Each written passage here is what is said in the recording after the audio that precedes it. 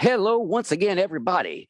Welcome back for another episode of the Book Asylum podcast. This week is a very special week because, as you can see behind me, there's no the wall. There's only a wall. But this is no ordinary wall, ladies and gentlemen. No, this wall is attached to the house of the one and only Javin Bonds, who is currently chilling with me out on the front porch while Richard is inside hanging out in the air conditioning. Drawback to being a smoker at a house that they don't smoke inside. But we live, we persevere, and we push on.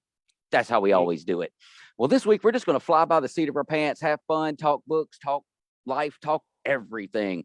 So, as always, I am joined by, apparently, Jack Childress again, Richard R. Rose, Bobbie Jean Murphy, Angel Ramon, Dungeondan Uebel, and the voice of the Wild Eyed Southern Boyz series, Steve Vernon. Hello, everybody. Hey. Hey. So what's everybody been getting into? Trouble. Trouble. Yeah. Same thing here. Trouble. Just another trouble.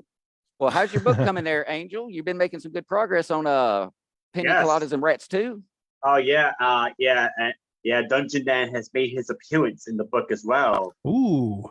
And let's just say Jack doesn't necessarily trust Stan in the Not book. one damn That's bit. real life. Yeah. In real life. In real life, yeah. Yeah. The only reason we even hang out with each other is just so we can keep an eye on each other. Exactly. Mhm. Always been that way. Always been it. Sibling rivalry.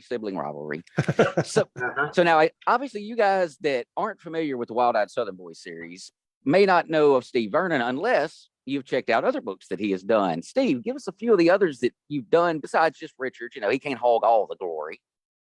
Just most of it. Right? The great thing about being a gun for hire is you work for all kinds of different projects. So I just yesterday wrapped up a 15-hour audiobook on the history of saints in the Reformed Dutch Christian Church. So that was some pretty dry reading.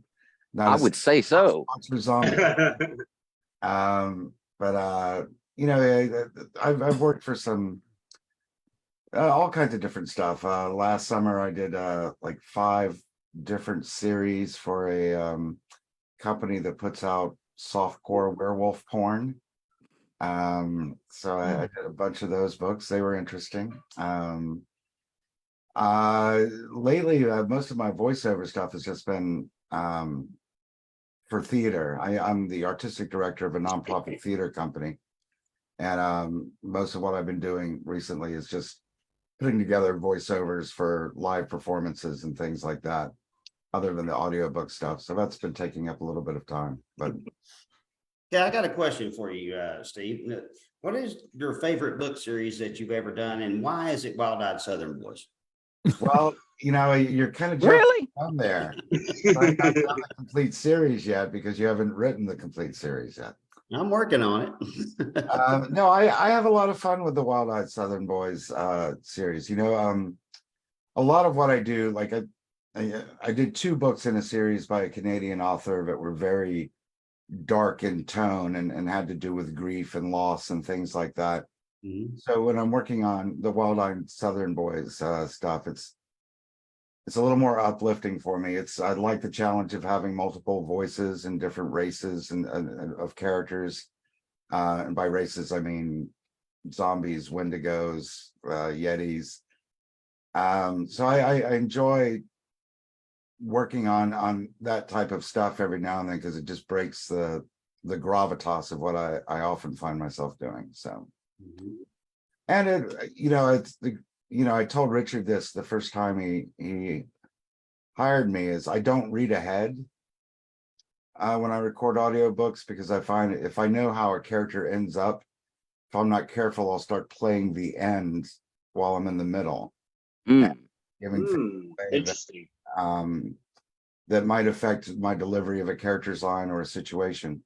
So when I'm reading the Wild Eyed Southern Boyz books, when I'm recording them, I'm in the same seat as a person reading the book. I don't know what's going to happen next. So that builds a little enthusiasm and curiosity on my part as well. So Nice. Well, now, one thing I was kind of curious about, Richard had said there was some parts of the later Wild Eyed Southern Boys where you would had to do certain character. I think it was the now my brain's gonna freeze. It's the heat. It's the heat. The Robert Day Boroff stuff, and that voice doing the Bartholomew's voice was kind of hard on you. Now, how was that? What made his voice so much different that it got you like that? It wasn't so much a that was a kind of an experiment on my part. That's the first time I've done that, but because I've read these characters before, I had a kind of a something to relate to as far as what was going to be needed from my voice. And it wasn't so much of those voices were harder, but if I intersperse them throughout the story, it's harder for me to maintain the same voice for the characters. Mm. So if I read those chapters all the way through before I did anything else, I didn't have to worry about losing that voice in the mix as I got more and more into the reading. And like I said, that's the first time I've tried it that way. And it's the first time I've worked on something that was an issue or a possibility. I mean, I don't think it's a negative thing at all. Yeah, because I was going to ask is that something you're going to add to your repertoire now, and for certain things, do it. It just makes sense. It's easy. You think you have a voice in your head, and then you go back and listen to it, and you realize that's the completely wrong voice for what you're trying to do. So, just help with the consistency, I think. I'll tell you one thing I noticed that, like when I hired you to do the first book, you asked me like, well, how do you want the Sasquatches to sound? And here I am. I just wrote a 170,000 word book, and I'm like, yeah, that's a damn good question. I have no clue. I have no idea how I want how I want my Sasquatches to sound when they talk. And right. Yeah, it's funny because like I said, I do a lot of theater, and I work with a lot of playwrights, and they'll write a play, and they'll have everything in their head about what the set should look like, what the characters should be dressed like, but 9 times out of 10 they have no idea what they want the characters to sound like. They just assume that they'll sound like human beings talking, but it's, as a reader, when you read a book, you can't help but form voices in your head, even if it's just a variation of your normal speaking voice. So it's funny too, because Richard wrote some sections where one character had a Z at the end of his name. So I'm trying to figure out the best way to pronounce it and not lose the Z. And then I get the note from Richard, oh, the Z is silent. Well, thanks, asshole. Tipped before I recorded an hour's worth of material. But that's fine. No harm you done. sound like a daggum bumblebee, Janice. Yes, it did sound like Well, now, Patty was asking me earlier if there would be any chance that you would do voices, and Richard said yes, you would. So I've got her here now. She's a big fan of Wild Eyed Southern Boyz. Loves your voiceover work for it. Just thinks it's the greatest. No pressure, Steve. So no pressure, none. Yeah. Well, I have to be honest. When I'm recording, I usually dress up in character. So if you give me like 10 minutes to break out all my costumes, my Bigfoot, nothing wrong with that. my Sasquatch costume is just a mop head that I wear, but I'll see if I can remember. Do it, man. Do it. I want to see it. I mean, I can hear it already in your voice. So Okay. Well, I told him I wasn't going to go down there if he wasn't going to have everything ready for me.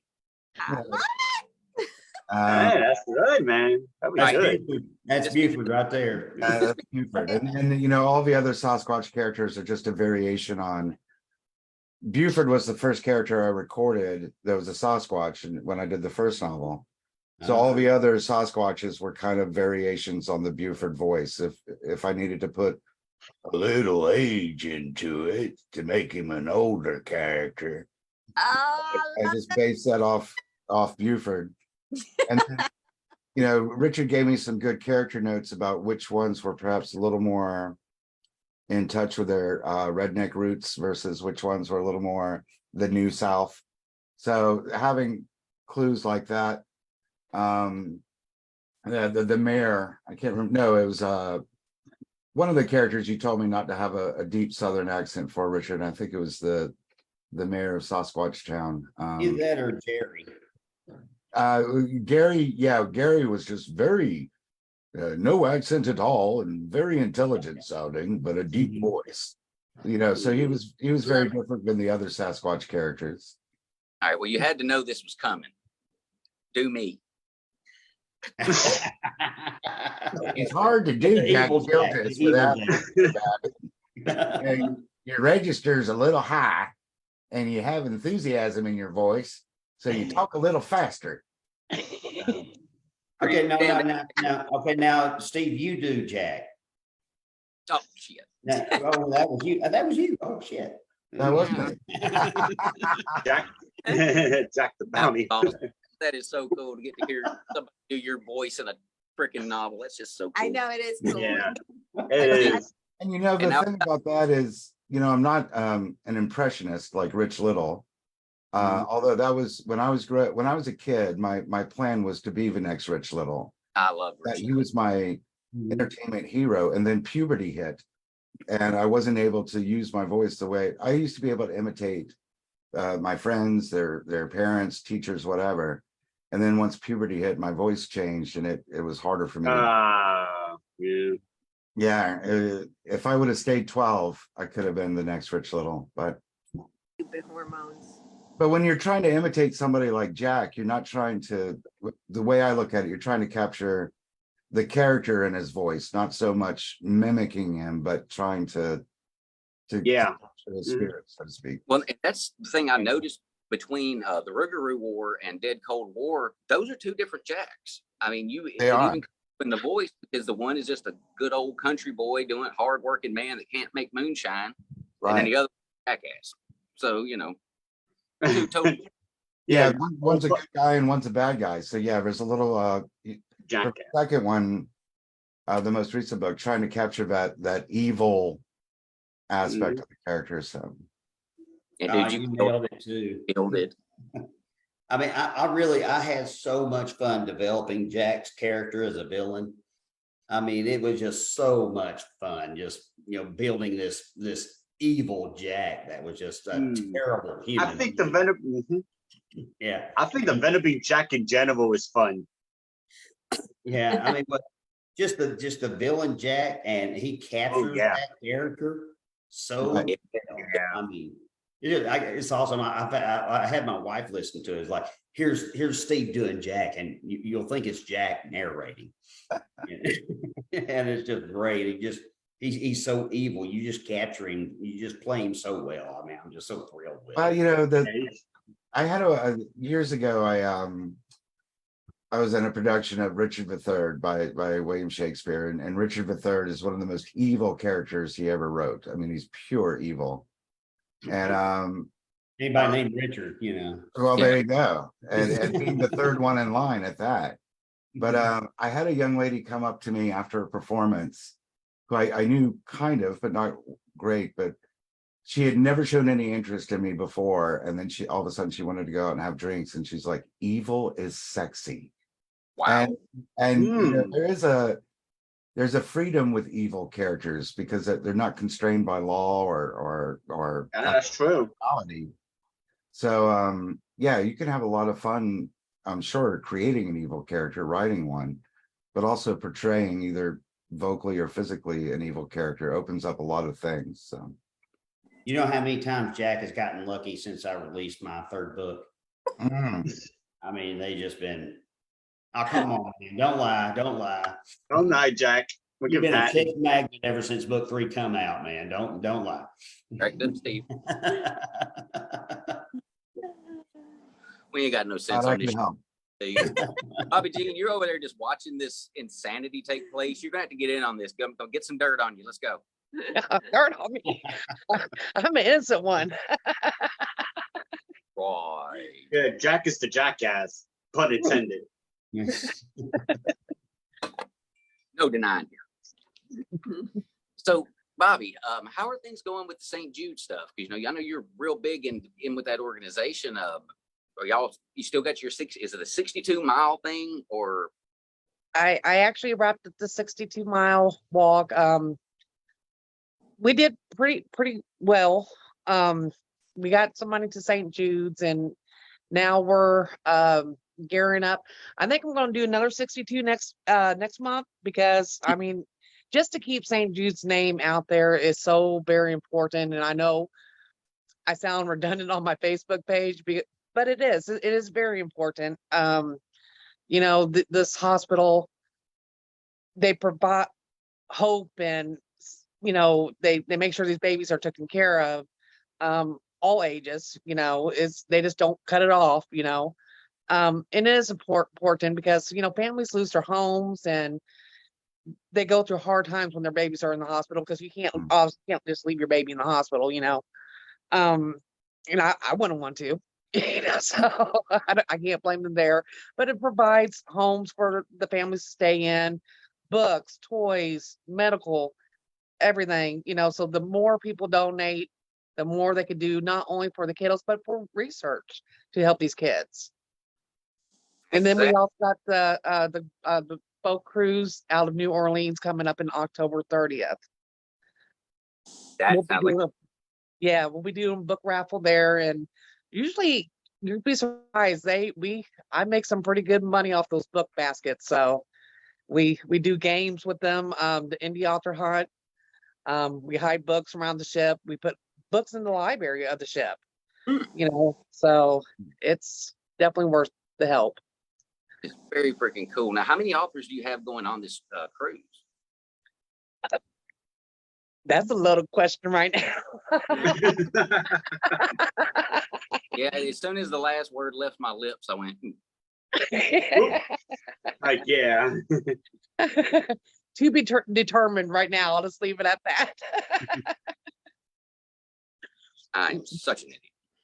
Yeah. So what's coming next from you, Bobbie? What are we going to see next coming out from you? Is it that the erotic thriller thing? Because I'm really wanting my wife to read that one. Yes, I'm actually doing the book with Kristen Vincent. It's a rock thriller, and that is so far out of my realm. I don't know if anybody has watched me play cards against Mandy, but I'm very you have. I'm very surprised on some of those. And you're too good at it. You're too dang good at it. I was set up. Thanks, guys. So yeah, that's stepping out of my realm, and then I'm also working on the last installment for the Bonnie series. And then my cousin, she's like, "Oh no, we're writing an erotic book together." So it's like I'm in the hot seat.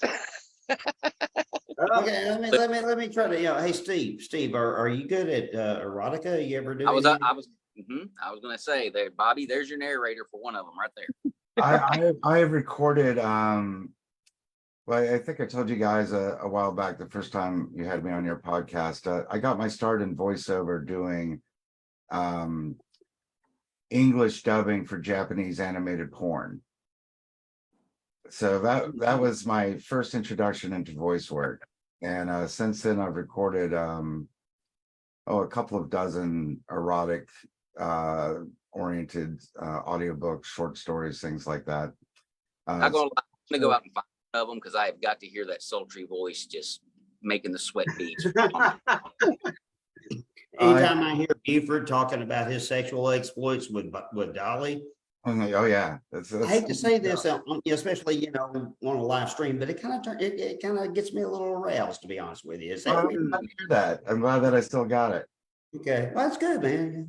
Note to self, don't. I had to play let that out there, guys. I'm sorry. Hey, Jack, Kristen is trying to join. Oh, go let her in, Richard. Huh? Kristen's trying, Kristen, What's that, Kristen? yeah, she's trying to join. Oh, she's trying to. Where is she? Jack, and we also got a comment for you, Jack. Scott Ekins says, Oh, how many Scott times Ekins? has Jack said, "do me" in his mic? Is what that? What did he say? How many times has Jack said, "do me" in his mic? Like, do me. Yeah, a few times. He said, "do me, do me." Do me. Oh, yeah. Perverted got it. Go ring the damn Jesus bell. For those Ding dong. that is, you know, I mean, Scott's a sick individual, and just so you know, there's Steve Scott is who Buford is based on. My best friend from high school. Ah. Mhm. That's fun. and hello, And Miss Scott Kristen. Atkins, Hello, the Kristen. same guy. So, Okay. Hey, hey, Kristen. how are Hey, y'all? Granny. Yeah, we're good. So we got Bobbie Jean Murphy. You might have heard of her. Might have heard And- Blue Bobbie. And we got Stephen Vernon, my narrator for the Wild Eyed Southern Boyz series. I mean, he's done a bunch of other books, but that's what he's most famous for is Wild Eyed Southern Boyz. Of course. Of course, yeah. Mhm. Else. Right. Mhm. The other stuff's just warm up stuff. So, Kristen, how are things going? Glad you made it in. Yeah, it's going good. We're getting on the road. Spent a few hours with my sister. Cool. At least you were able to get down there to go do that. As busy as you are, I'm surprised you get a chance to do much of anything.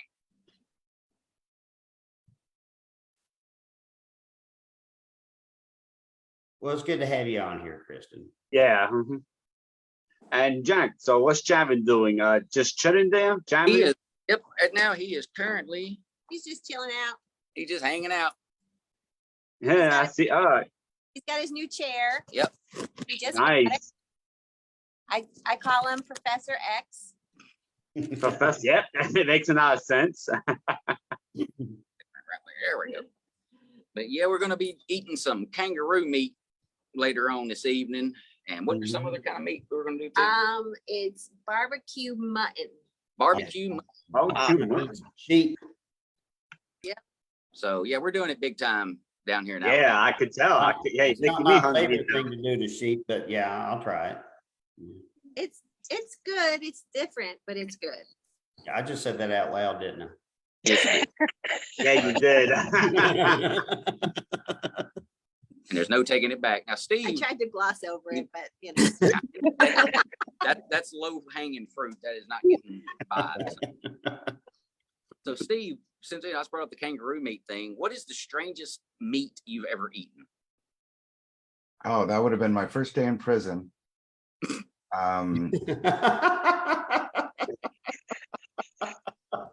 This is Uh, always a nice thing. it's stuff that used to be considered kind of strange has been kind of normalized now, but rattlesnake, Oh, alligator.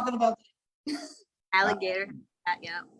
I've had the gator. That's probably like the most exotic, but it's funny because just yesterday I have to buy special dog food for my dog because he's got food allergies, and I went to a pet store that has kangaroo dog food, and I ended up choosing a different meat-based dog food other than the kangaroo, but it was a toss-up.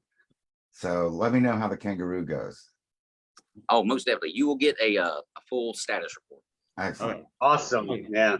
And for everybody out there, there will be a live going on from Javin's fan club page, and we'll get it shared out everywhere. Because as everybody knows, Javin loves to do weird eating things.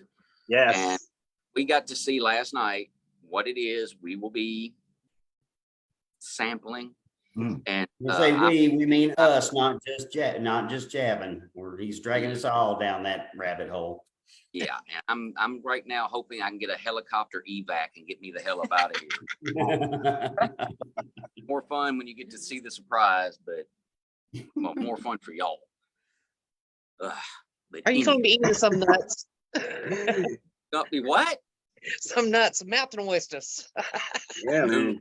I don't know. Lee said he might have brought them, but I don't think he did. Oh, I tell Put Javin. some balls in your mouth, Jack.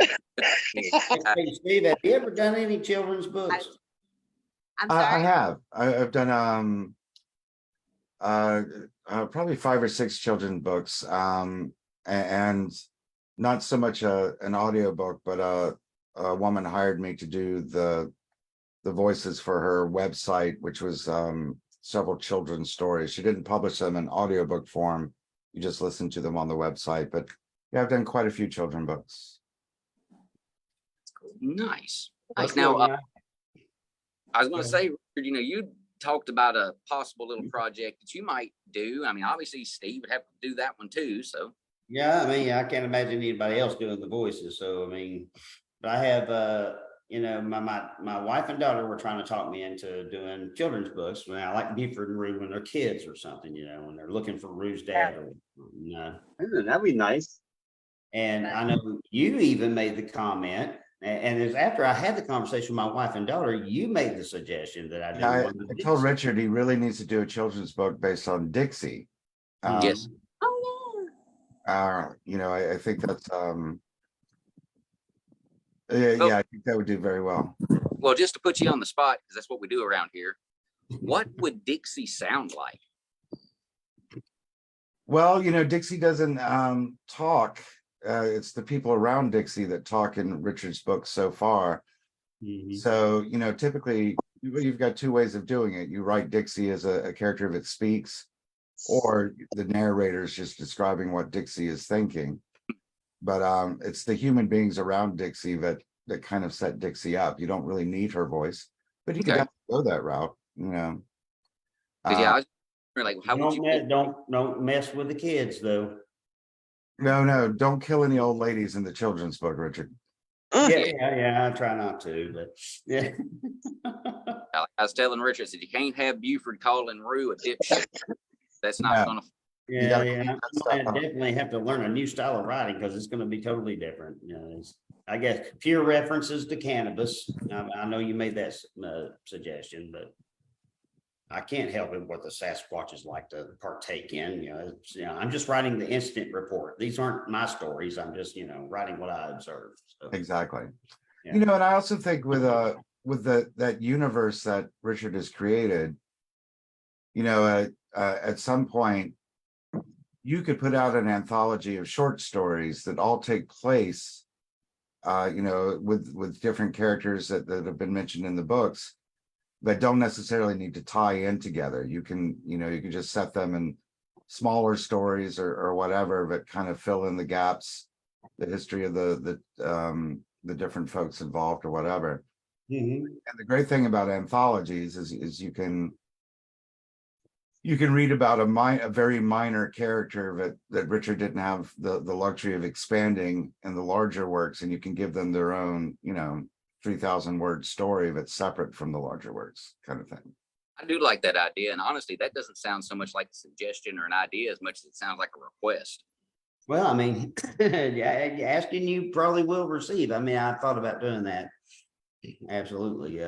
Because you have so many characters, and even some that you've never even introduced that you could just create, because it's a freaking underground town. There's all Right. kinds of Sasquatches running There will around. be new characters. There'll be new cryptids coming up, and we're gonna get more background on some of our key characters. And like I said, chapter 4, I'm writing it to where it can end on a good note, but that doesn't mean it's going to end at chapter 4.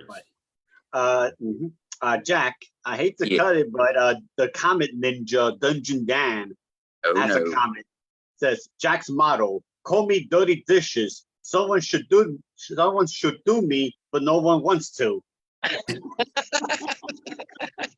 Good old Dungeondan. It sees my pick on Jack Day. I think it's pick on Always. Jack Day every week. Always pick on Jack Day. It's never not pick on Jack it's Day. always National Pick on Jack Day. So just make it a I think national. I think you need to rename the podcast on Pick on Jack, the Pick on Jack podcast. Yeah, like you said, shirts made. Pick on Jack. And no content or no context, nothing. Just pick on Jack and let people figure it out. Insane. So, Bobbie, tell everybody a little bit about your Bonnie series that you're currently working on, and where Bobbie. Did you ever get that one done on Audible? No, I have not gotten it on audio. I would like to one day, hopefully, but no. That was a major. I love that plug. No, the Bonnie series, I'm wrapping up. Like I said, I'm wrapping up the season. difficult stories to read, so they're not for everybody. But hopefully we could,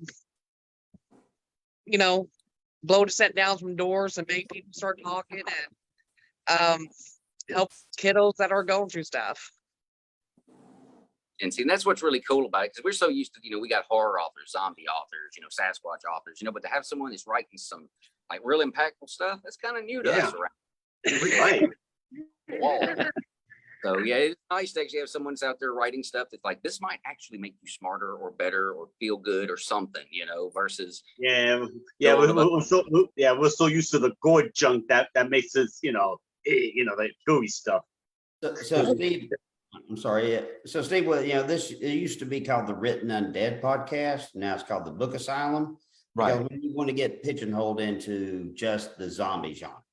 yeah, and horror and all that. We've Sure. had different kinds of folks on, since the last time you were on, just from all walks of life. But we did run into a few brick walls because of the name of the show. Like the author wouldn't have anything to do with zombies or whatever, and I'd be like, it's fine, it doesn't matter the name. And then after a while, I realized I guess it does matter the name, so we changed it. I think Like we even had a flat earther. Did Angel freeze? Angel never freeze. I think No, Angel. he's still moving. He's just not talking. Oh, okay, there he goes. Now I'm here. I'm here. Yeah, because like we had a flat earther, someone who believed the earth was flat. If you remember that one, Jack. Well, now Kristen and Bobbie, Bobbie was saying earlier, y'all got y'all's collab going on. Now, Yeah. I think, y'all discussed it the last time we talked about it, but how, you're writing certain parts of it, she's writing certain parts of it, but there's no like, you've got to write now because I'm about to write this. It's like you just go write and then the other comes along and catches up with what you're doing and then adds their part to it. Has that still been pretty smooth? Yeah, I mean, we're both, again, she'll write when she can, I write when I can. I think I enjoy writing more of like the spicy parts of the book. I've really been enjoying that. And I think Bobbie is like cool with me taking over with the spicy parts. But yeah, I mean, we just kind of, go hand in hand, we throw back ideas just like the other day. She told me that some stuff that someone read and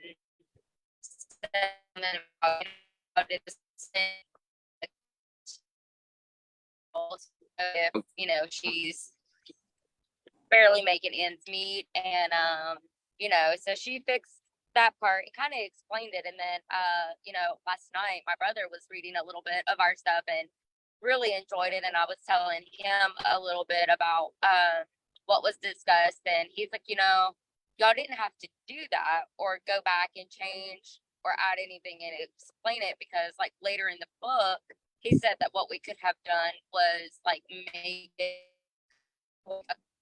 with her, and somebody was like, well, how do you afford this house if you're a waitress? And that could have been like a topic in the future.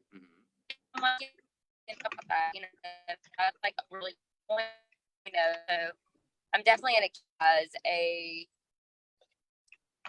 kind of an idea for the back burner for anything in the future that pops up with anything that we work on, or anything that's in the book that's like, well, let's bring up a question about this in the future for it to explain. So but yeah, I really where we're at with the book and working together. It's really, I think people are gonna love it and be shocked too at the same time.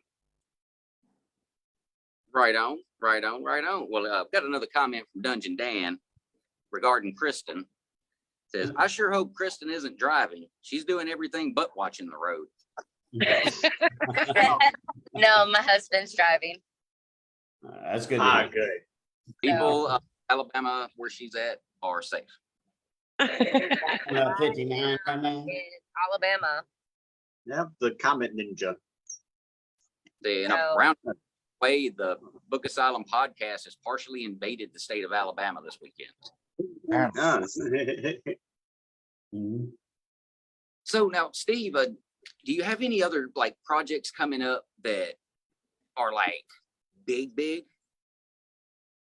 Well, right now I'm kind of in the next couple of weeks I have to shift my focus to my quote unquote day job, which, like I said, is theater. I'll be directing a show called Waiting for Godot. It's one of the most famous absurdist pieces of theater. It's been described as a play where nothing happens twice. Wow. It's basically two guys in a post-apocalyptic landscape waiting for a gentleman named Godot who's supposed to offer them some sort of salvation. They're not even sure what. And spoiler alert, Godot never shows up. So but, it's a very trippy piece, and it's 60 years old, and it's one of the most studied pieces of theater in the Western canon anyway. So I have to check that out. and it's weird. I don't know if you guys pay much attention to what's going on with the SAG strike and the writer's strike. Yeah, I keep track of it a little bit here and there. So I live in Wilmington, North Carolina, which has a very active, thriving film community. The first couple Stephen King movies were shot in Wilmington. Iron Man 2 was shot in Wilmington. Dawson's Creek is a Wilmington product. So Beautiful town. I love that place. yeah, it's a great place. But yeah, so we've got a lot of film people and actors that are kind of idling their thumbs and don't have much to do. So trying to create projects that they can work on for us and kind of capitalize on their skill sets. So it's a reaction to a bad situation. You just try to make the best of it. But well, that's it's I don't know if you guys also keep up with the whole AI controversy. Oh God, yes. Yeah, oh yes, that's a hot topic in the author community. Yeah. And it's it's taking a lot of voice work away from me already. Really? Ooh, really? The forums that I used to use to make contacts to do voiceover work, a lot of people are like, why pay a human being if I can just purchase an AI product and copy and paste some words into it and get a voice? But it's still, if you listen to like a 10-second AI generated voiceover, you might not tell the difference. But for an audiobook, AI isn't capable of picking up on emotional tone and syntax. Exactly. Right. That's why I tell everyone. Right. So I mean, it's a weird landscape out there right now.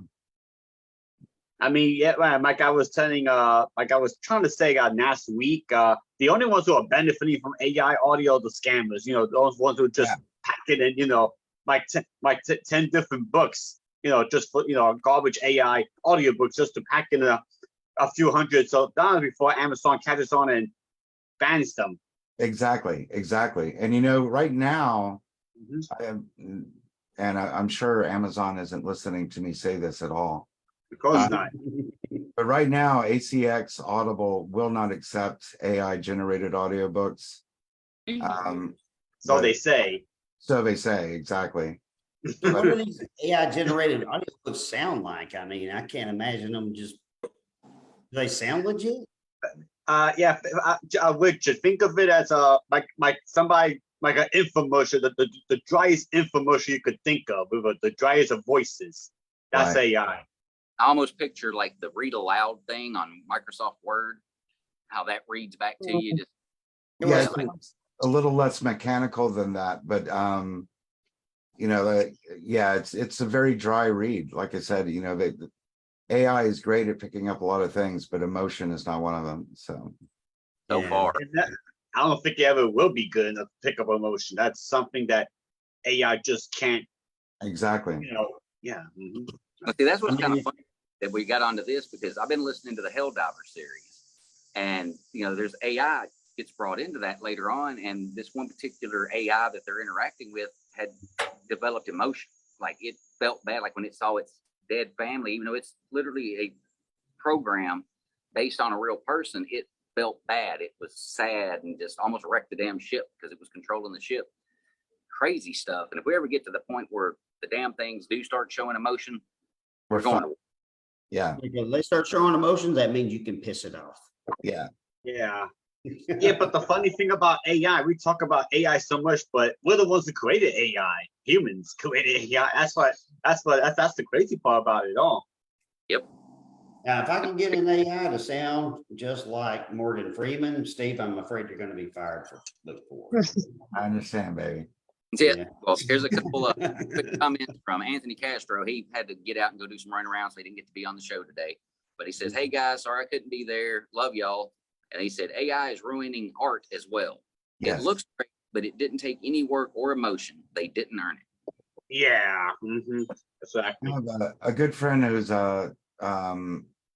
she's an editor for graphic novels, and we were just having this discussion about how, you know, comic books for the less cultured of us, but the art aspect is being invaded by AI. And you know, as an artist, I can create an image, and somebody can take that image without paying for it and create 100 different images based on that image, and the original artist isn't getting compensated for that.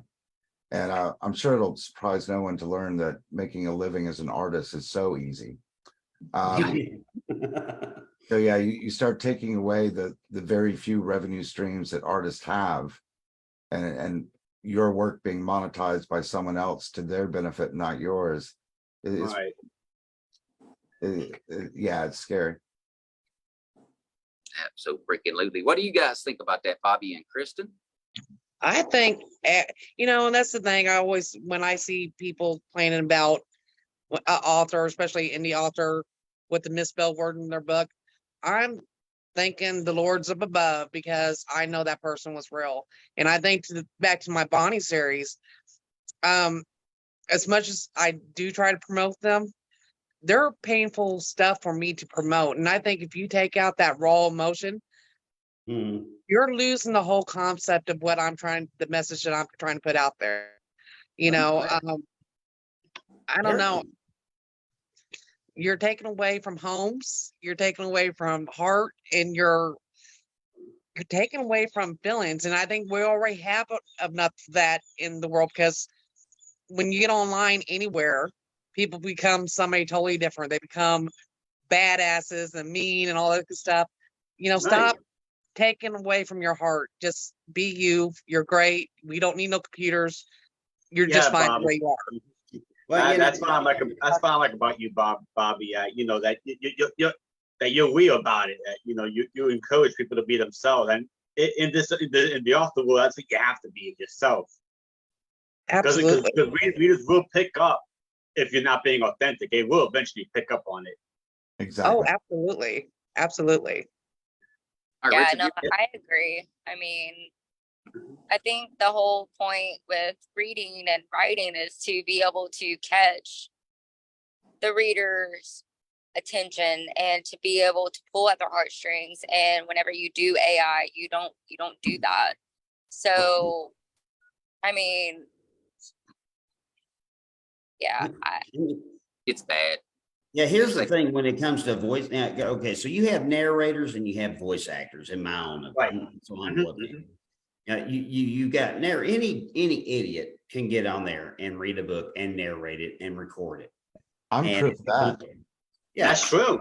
Yeah, I mean anybody can do that, but is it really going to be that good? I mean, I've heard some terrible narrators out there. I mean, like, and it's just like no emotion whatsoever. I killed this man and it didn't bother me.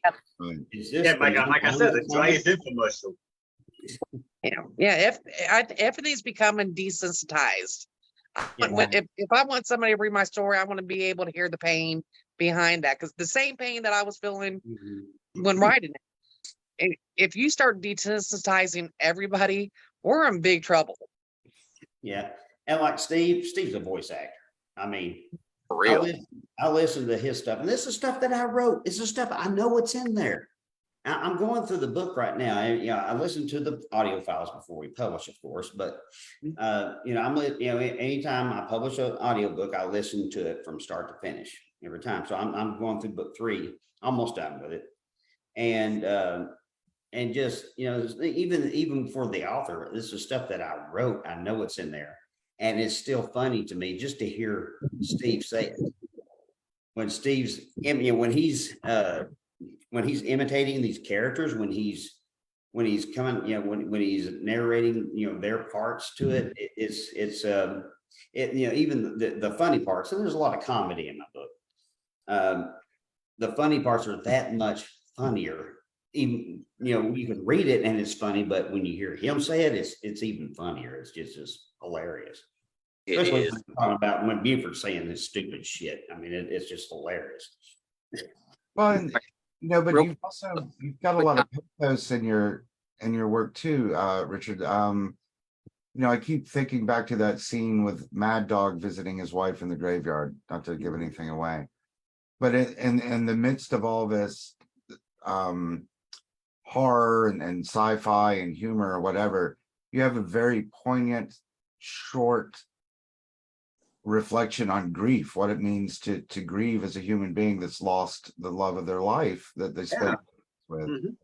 And to gloss through that and not pay attention to the emotions that character is experiencing, it would be very easy for some narrators to just narrate it. But to me, that was such a strong chapter, even though it had nothing to do with the overall story. It was just strengthening our relationship with that specific character, and I applaud authors who are not afraid to explore a range of emotions within one work. You talked about changing the name of your podcast because you were getting certain reactions from people, and it's a shame, but it's human. We generalize, we see undead or whatever, and we think, okay, this is just going to be hack and slash gore, but we miss the fact that within that framework, authors are creating some incredible stories about humanity.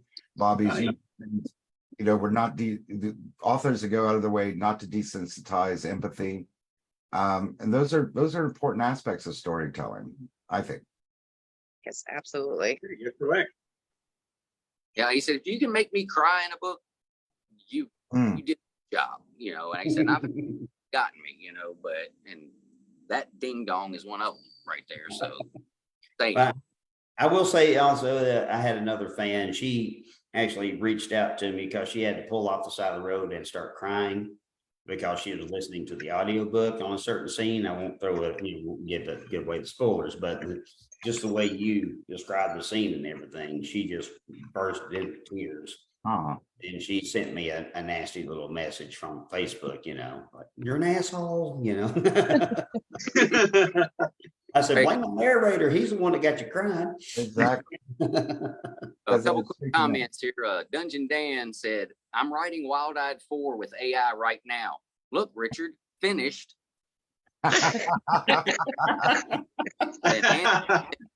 Anthony said, the only thing I need AI for is to make me look handsome. Well, the last one short-circuited, so you for yourself.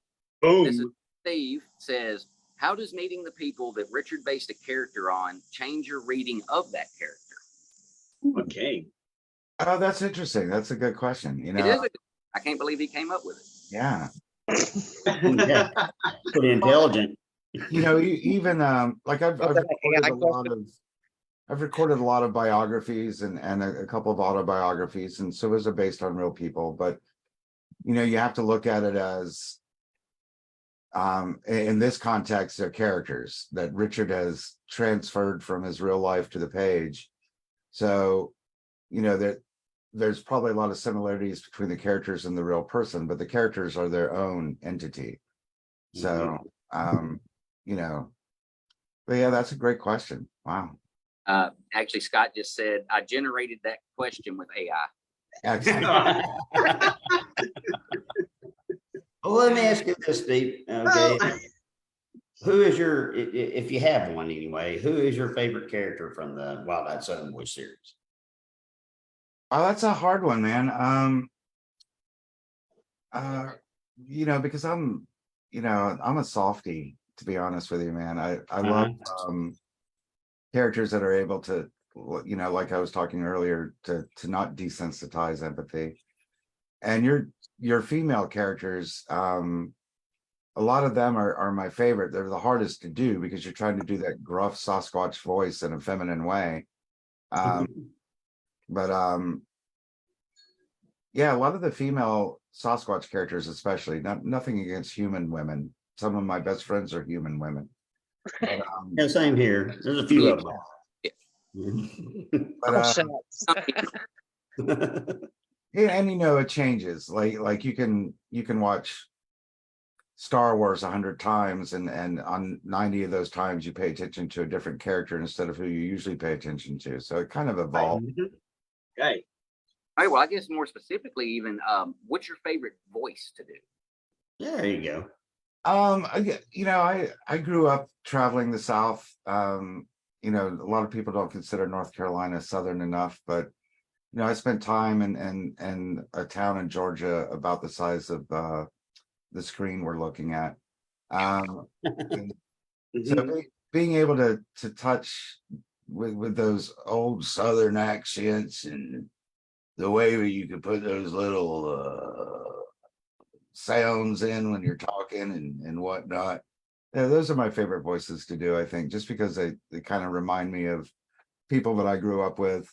And they're just more fun. There's almost a poetry to that kind of delivery, because it's not just the words that they say, it's all those sounds like that you can use. Yeah. Damn, that is so freaking cool. I love what I get to do. This is so much fun. Well, guys, we are getting right up on the end of this hour, so we're going to go ahead and put a little bow on this show. Let's start it out like we like to do it. Richard Ryan Rose, aka Jack Childress, still over.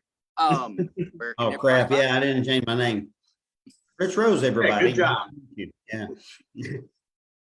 All right, you can find me on my website, richardrrose.com, and you can also reach me on my author page on Facebook and Amazon, Goodreads, and all three of my books are available on Audible and iTunes as well, so you can hear the dulcet tones of the lovely Stephen L. Vernon bring these characters to life.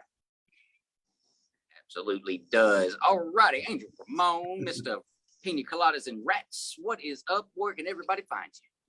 Yeah, you can find me on Amazon on Angel Ramon. Just type in my name. You could type in Angelus Maximus for my historical fiction stuff. Pina Coladas and Rats 2 should be out for September, middle to late September. I should be done with the first draft in a couple of weeks. And Jack is going to be a badass, as always. Oh, yeah. Oh, yeah. All right, Bobbie Murphy, Blue Check Bobbie, where can everybody find you? Just go to linktree/the Bobbie Murphy. You can find my Facebook page, TikTok, Instagram. I'm probably more active on Facebook because I'm old school. But everything you need to do, even my links to my book on Amazon and all that, is right there in that link tree. Easy to find, but most importantly, always donate to St. Jude's and be kind to each other. Absolutely. All right, Kristen's Roof, where can everybody find you? Yeah, so you can find me on Facebook under Kristen Vincent Author. You can also find me on Instagram and TikTok.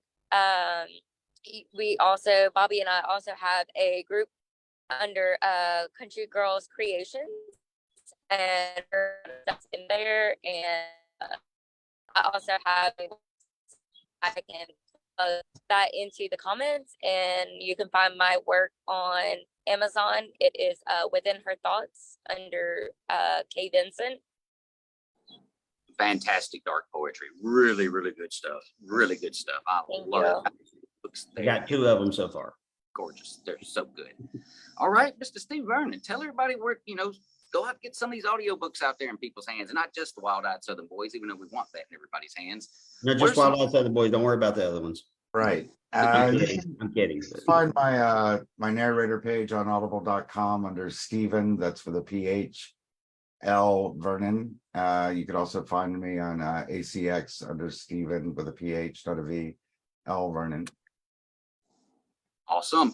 Get out there. I'm telling you guys, you only just got just a little tidbit of what Steve can do. Highly Y'all need- recommended. Bring this you wanna guy get on. out of the sky. Oh, you guys are very Yes. kind. Thank you. He is freaking amazing. All right, guys. Well, me and Richard are about to go, I guess, at some point, get ready to eat some kangaroo. All So right, enjoy. until next week. Oh, and speaking of next week on the Okay. Book Asylum podcast, we have Mark freaking Tufo. So you don't want to No, miss really. Zombie Fallout, Lycan Fallout, Indian Hill. It's all gonna be here. Who's Mark Oh, Tufo? man. Huh? Who the hell's Mark Tufo? Get the hell out for you. So until next week, everybody, coming to you from the beautiful state of Alabama, I am Jack Childress. That is Richard R. Rose. That's Bobbie Jean Murphy, Kristen Vincent, Angel Ramon, and Steve Vernon. We will see you then. Peace out. How about you? Later, Bye. guys. Bye-bye.